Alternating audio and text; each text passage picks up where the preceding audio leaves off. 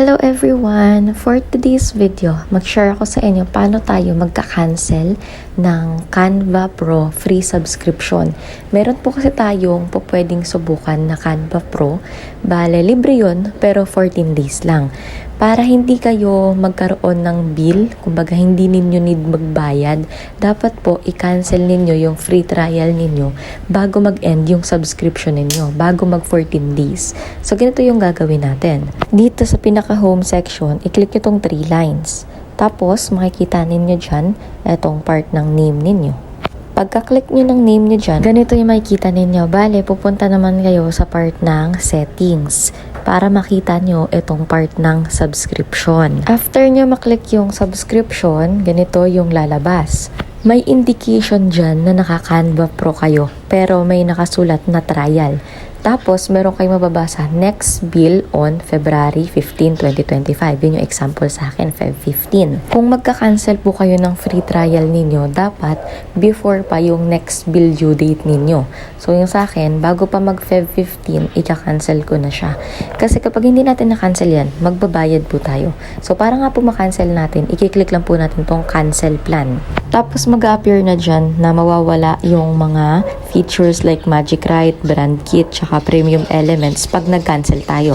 Pero dahil ayaw nga natin magbayad, ka-cancel natin yun. So, i-click lang natin tong Continue Cancellation. Tapos, dito naman, mag-i-indicate ilan pa yung days na natitira para sa ating free trial. So, meron pa akong 10 days left. Sure na ba daw ako na ika-cancel ko pa yun? Kasi pwede ko naman lubusin. Tapos, sa 1 day left na lang saka ika-cancel. Pero baka kasi makalimutan ko. So, ayan. Kailangan natin mamili dito ano yung reason ba't natin ika-cancel.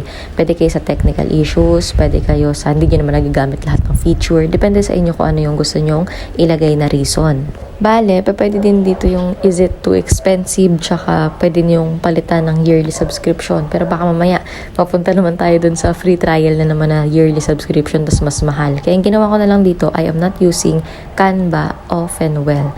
So, after po nun, ngayon, i-click ko na tong continue cancellation. Once na naklik nyo tong continue cancellation, magpo-proceed na kayo dito ano yung reason. Since okay naman sa akin si Canva, lalagay ko lang dito na Canva is great, but I didn't use the pro features. So, after natin malagay na yung atin pong cancellation reason, i-click na natin tong manage subscription.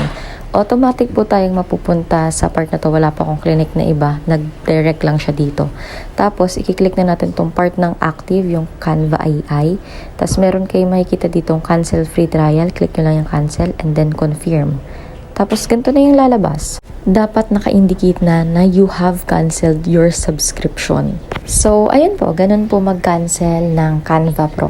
So, ngayon parang hindi kayo malito kasi nung una nalito ako kung tama ba na naka-cancel na. So, ito yung screenshot. Ganito yung itsura kapag hindi nyo pa naka-cancel. May na-indication dyan na active. Kapag naka-indicate pa dyan na active, tapos may nakasulat na renews, tapos yung date kung kailan, tapos price, ibig sabihin, hindi nyo pa po naka-cancel yon. Dahil overthinker tayo, i-double check natin. Malalaman nyo po na successful nyo nang na-cancel yung free promo ninyo sa Canva Pro. Meron diyang color red. You have canceled your subscription. Once na nakita nyo na po yan, okay na po yan. Ibig sabihin, na-cancel nyo na po yung inyo pong free pro sa Canva. So, yun lang po.